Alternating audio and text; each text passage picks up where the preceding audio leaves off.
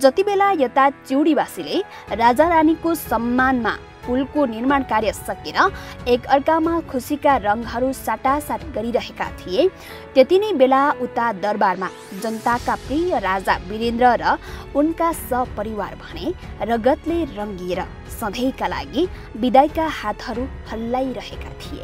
58 साल जेठ 19 गते हामी यो पुलको उद्घाटन गर्दै थियौँ। त्यसै दिनमा ठ्याक्कै राजाको हाम्रो निधन भएको ध्वनि सुन्यौँ।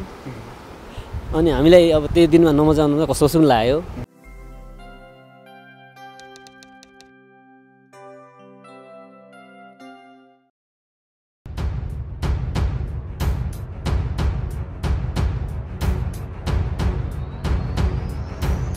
नेपालका शाहवंशीय राजाहरूमध्ये सबैभन्दा धेरै शिक्षित, विवेकी र उच्च कोटिका राजा हुन् वीरेन्द्र शाह। शाहवंशीय राजाहरूमध्येका देशभक्त र जनप्रिय राजा वीरेन्द्र अत्यन्तै भावुक र नेपाली जनताबाट अत्यधिक माया पाएका 12औं शाहवंशीय राजा थिए। उनले नेपालको सार्वभौम सत्ता र राष्ट्रिय सुरक्षाका निम्ति अत्यन्तै महत्त्वपूर्ण भूमिका निभाएका थिए। नेपालको सार्वभौम सत्ता विदेशीलाई सुम्पिनु भन्दा जनतालाई सुम्पिनु राष्ट्रिय हितमा बुझी नेपालमा बहुदलीय व्यवस्था स्थापना गराएका थिए। उनले जनताको इच्छा र चाहना अनुसार संवैधानिक राजा बन्न पनि स्वीकार गरेका थिए। उनको नाम सम्झिने बित्तिकै हरेक नेपालीको मन मस्तिष्कमा एक बहादुर, दयालु, शान्त स्वभाव, कुशल नेतृत्व शैली, सादगीपन, शालीन व्यक्तित्व जस्ता गुणहरूले भरिपूर्ण व्यक्तिको सुन्दर चित्र अंकित हुन पुग्छ। नेपालको विकट गाउँ पुगी जनताको दुःख बुझेर सबैको आस्था र आदर जित्न सफल राजा वीरेन्द्र नेपाली जनताका अति नै प्रिय राजा थिए। तत्कालीन राजा वीरेन्द्र कतिसम्म जनताका मनमा बस्न सफल थिए भन्ने प्रमाण आज पनि जुम्ला जिल्लाको हिमा गाउँपालिका चिउडी गाउँ वडा नम्बर 4 का स्थानीय बासिन्दाले सो स्थानका हिमा नदीमा लगाएको एक पुलमा फेला पार्न सकिन्छ। काठले बनाइएको पुल झट्ट हेर्दा सामान्य लागे पनि यो त्यस्तो एउटा दर्दनाक इतिहास बोकेको पुल हो जहाँ प्रत्येक बटुवालाई स्वागत गर्न आज पनि राजपरिवार विराजमान रहेका छन्। हो, यो पुल चिउडी गाउँका स्थानीय बासिन्दाले आफ्ना प्रिय राजा रानीका सम्मानमा अत्यन्तै श्रद्धा भावका साथ निर्माण गरेका थिए, किनकि यो पुलको दायाँ बायाँका किनारामा कुदिएका स्वर्गीय राजा वीरेन्द्र र उनका परिवारको सदस्यहरूको अत्यन्तै कलात्मक काठका शालिगले नेपाली जनतामाझ राजा वीरेन्द्रको लोकप्रियताको स्तर झल्काउँछ। वारीपट्टि पुल प्रवेश गर्न साथ अगाडि बायाँ किनारामा उभिएका एक सैनिकका शालिग राजा रानीका सुरक्षाका लागि तैनात देखिन्छन्।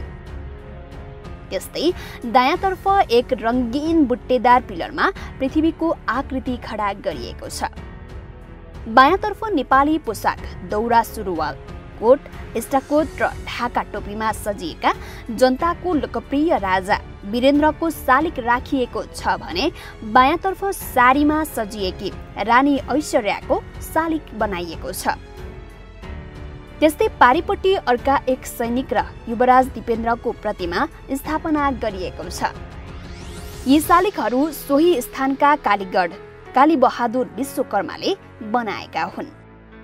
यी शालिगहरू यति जीवन्त देखिन्छन् कि मानौ यो पुलको मुनि निरन्तर बग्ने हिमा नदीको कञ्चन पानी झै सफा कञ्चन मनका साथ आज पनि त्यो बाटो हिँड्ने प्रत्येक यात्रीलाई स्वागत गर्दै आशीर्वाद दिन र शुभयात्रा भन्न राजपरिवार बसेका छन्। तर यो काठको पुल अब्बल कालीगढका कलात्मक शालिगहरू र पुलमुनि अविरल बग्ने हिमा नदीको पानी जति सुन्दर र सफा देखिन्छन् त्यति नै कहाली लाग्दो र रहस्यमय घटनासँग पनि यो पुल जोडिएको छ। विक्रम सम्वत 2057 देखि तत्कालीन कालीखेतु गाविसको 60,000 रुपैयाँ आर्थिक सहयोग र स्थानीयको सहयोगमा यो पुलको निर्माण कार्य सुरु गरिएको थियो। यहाँ लगत पैसा आर्थिक सहयोग भनेको गाविसले 60,000 रुपियाँ दिएको थियो र बाँकी खर्च त यहाँ 2-4 लाख लाग्यो। तर हामी गाउँलेहरूले अनि सबैले मिलाएर अनि यो सिकर्मीहरूलाई हामीले दिने काम गर्यौँ। त्यसको ठिक 1 वर्षपछि अर्थात् विक्रम सम्वत 2058 जेठ 19 गते पुलको सम्पूर्ण निर्माण कार्य सकेर उद्घाटन समारोह आयोजना गरिएको थियो। चिउडी गाउँका स्थानीय बासिन्दा आफ्ना श्रद्धेय राजाका परिवारको शालिक अंकित यति कलात्मक पुल बनाउन सफल भएकोमा अत्यन्तै खुसी थिए। पुल बनेकोमा स्थानीयहरूबीच भोज भतेर, नाचगान एवं खुसियाली साटासाट गर्ने क्रम चलिरहेको थियो। पुल बनेसँगै सजिलै वारपार गर्न सकिने भएपछि आफ्नो कष्टकर दैनिकी सहज भएकोमा सबैको मुहारमा खुसीका लहरहरू झाँगिरहेका थिए।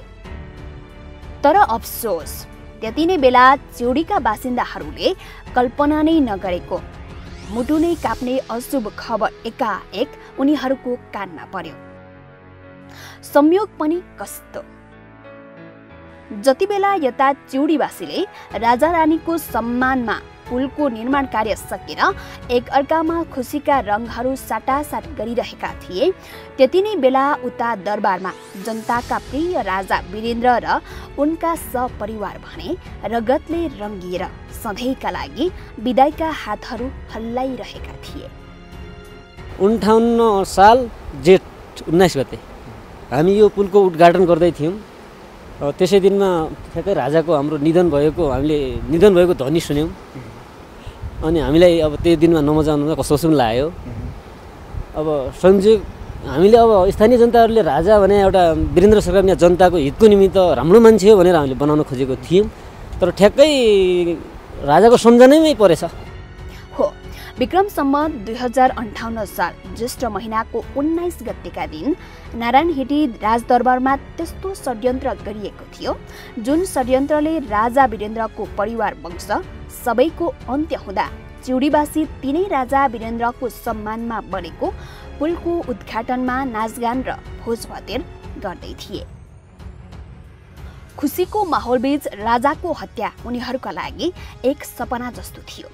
सुरुमा त कसैले पत्याएनन् सबैका प्रिय राजा वीरेन्द्रको हत्या हुन सक्ला र देश र जनताप्रति इमानदार देशभक्त राजालाई कसैले हत्या गर्न सक्दैनन् भन्ने उनीहरूको दृढ विश्वास थियो। तर रेडियोमा निरन्तर बजिरहेको समाचारले भने उनीहरूको विश्वास र आशाको बाँध सधैँका लागि तोडिदियो।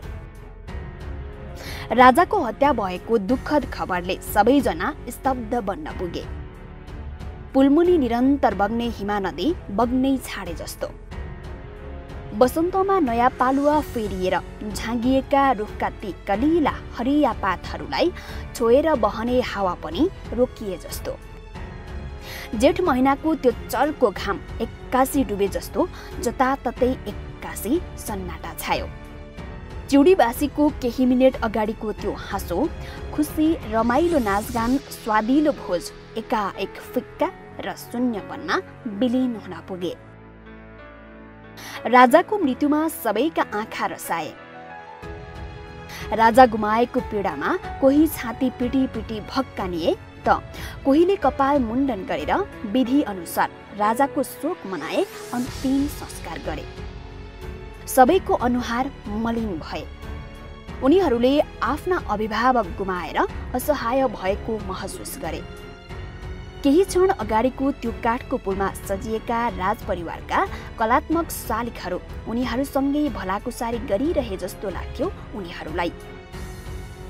तर राजाको मृत्युको खबर पश्चात भने त्यो कलात्मक शालिकले सजिएको पुल राजाको चिता जस्तो लाग्न थाल्यो। पुलमुनि बग्ने हिमा नदीको आवाज पनि राजाको हत्याको मृत्युले डाको छाडेर रोएको जस्तो लाग्न थाल्यो। कहिल्यै नसोचेको घटना घट्नु र त्यही दिन राजाको सम्मानमा बनेको पुलको उद्घाटन समारोह गरिनुले पनि उनीहरूलाई त्यो समय थप पीडा भयो। राजाको सम्मानमा बनाएको पुल राजाको सम्झनामा बनाएको जस्तो हुन पुग्यो। राजपरिवारलाई स्वर्गको बाटो लैजाने पुल बनिदियो, हिमा नदीको यो पुल। उनीहरूले सोचे सायद राजाको मृत्यु हुने दिन नजिक आएकाले नै उनीहरूमा यो पुल बनाउने सोच आयो। यो पुल बनाउने सोचले पहिले नै संकेत गरिसकेको थियो कि जनताका प्रिय राजा वीरेन्द्रको स्वर्ग जाने पुल बन्दैछ। तर वीरेन्द्र राजाप्रेमी ती निर्दोष चिउडीवासीले सोचेका पनि थिएनन् यो पुलको उद्घाटनसँगै उनीहरूको प्रिय राजाको शोक पनि एकै दिन एकै पटक मनाउनु पर्छ भनेर। राजाको सम्मान स्वरूप बनाएको पुलका कारण छाएको केही मिनेट अगाडिको खुसी, नाचगान, भोजभतेर उही राजाको हत्याको खबरले एकाएक गायब भयो। सिङ्गो देश नै शोकमय बनेको समय वीरेन्द्र राजाप्रेमी चिउडीवासी कसरी खुसी हुन सक्थे र? निर्मित पुलको उद्घाटन समारोह राजाका हत्याको शोकमा खिन्न हुँदै जसोतसो सम्पन्न गर्न बाध्य बने चिउडीवासीहरू।